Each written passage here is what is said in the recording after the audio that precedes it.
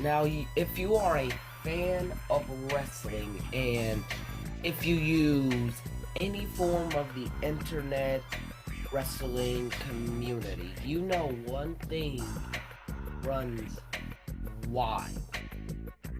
That is a Dave Meltzer star rating. Every week, someone, no matter where it is, they will take every main match from every company, put it into a spreadsheet, and add a star rating Dave Meltzer gave to it, and they will post it. And it will get all the attraction in the world. But today, I'm unscriptedly here to tell you why Dave Meltzer's star rating does not work.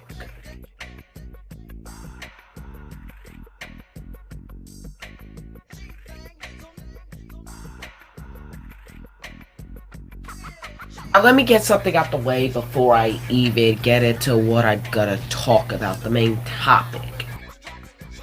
Dave Meltzer rating a match out of 5 stars does not bother me.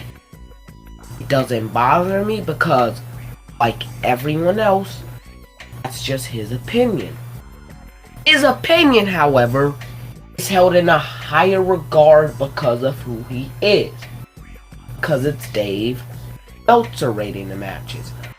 I can guarantee you, there was some nobody who no one knows their podcast, and that's no disrespect to them, but if it was someone who nobody knew their podcast and they were rating matches out of 5 stars, this wouldn't really happen. Due to the fact that it's Dave Meltzer, and he has such a big name on the internet, everyone's going to take his word. Some people are going to take his word as gospel, and that starts arguments in the IWC.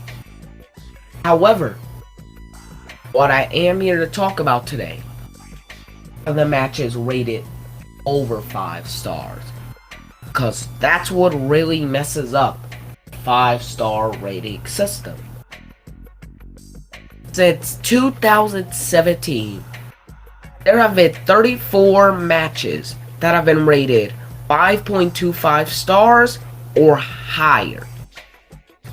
That's 2017. That averages out to nearly 7 matches a year being rated 5.25 stars or higher. And this whole thing kicked off with Okada, Omega at the Tokyo Dome.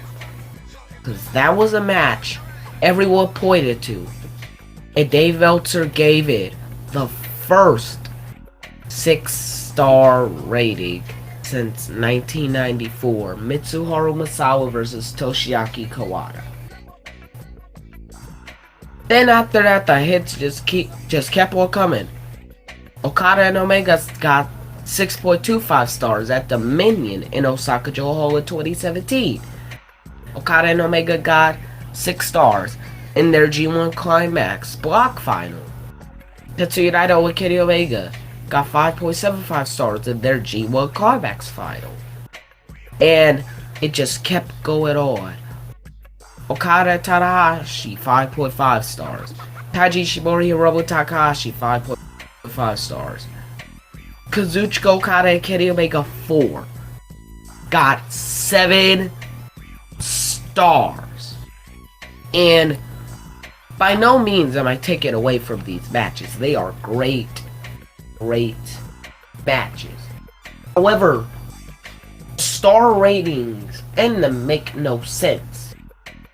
Because I'm a firm believer in you do not pass whatever you put as your big 5-star rating for your matches when you rate them. You do not pass what you put as your 5-star. Don't. Because then it just makes your entire rating system look dumb. Makes it look pointless. What's the point? And that's where the problem comes at hand with Dave Meltzer's rating. He'll rate a match over the 5-star barrier. That's the problem that happens to me. I could care less if he loves a match so much he wants to rate it 5 stars. That don't matter, because yet again, everyone has different opinions. It just so happens this holds a lot of weight in the IWC. And yet again, that's not my problem. You want to rate a match out of 5 stars? Go ahead. All power to you. However, it becomes just very strange after a while. Are we rating matches over a barrier? Are we rating a match 6 stars out of 5? If you were to even go up to a movie critic and say that a movie that you like was so good you rated it 6.5 stars out of 5, a movie critic would laugh in your face and move on. Because it makes no sense. Are we rating matches over the barrier? Because it just sets a bad precedent.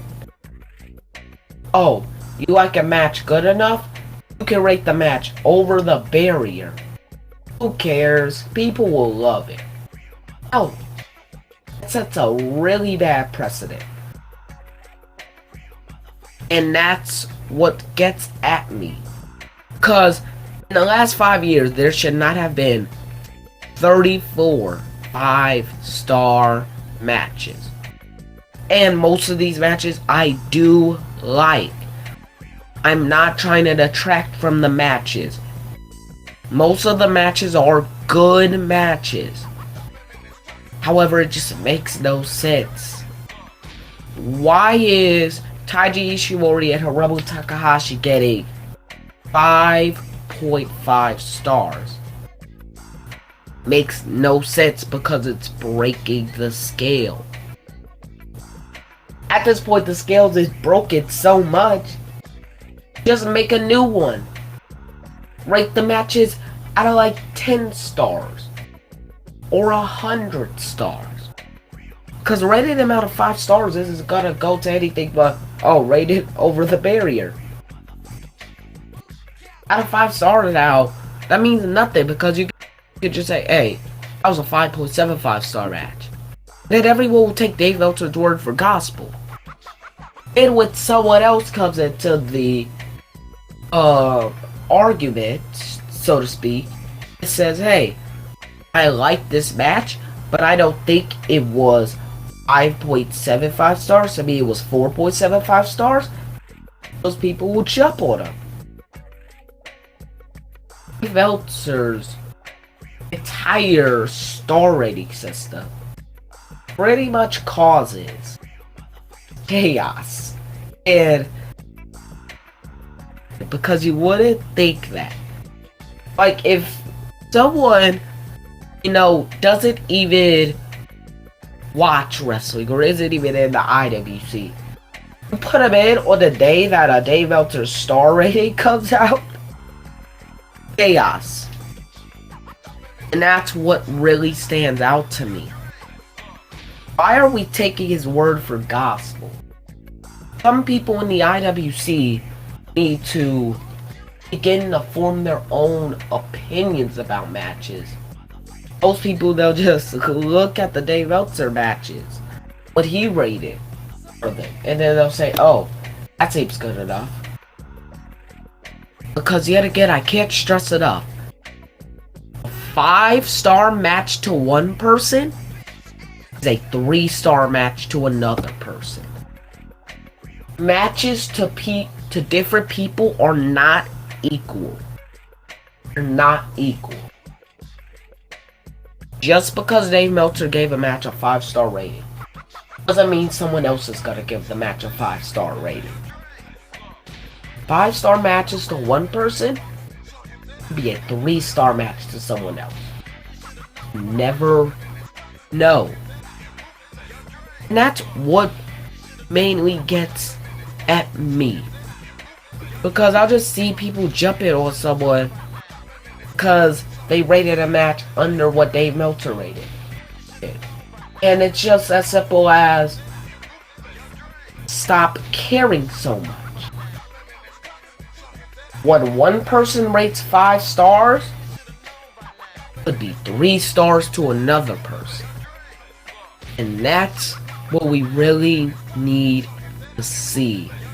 That's why we need to see matches for ourselves and give our own ratings.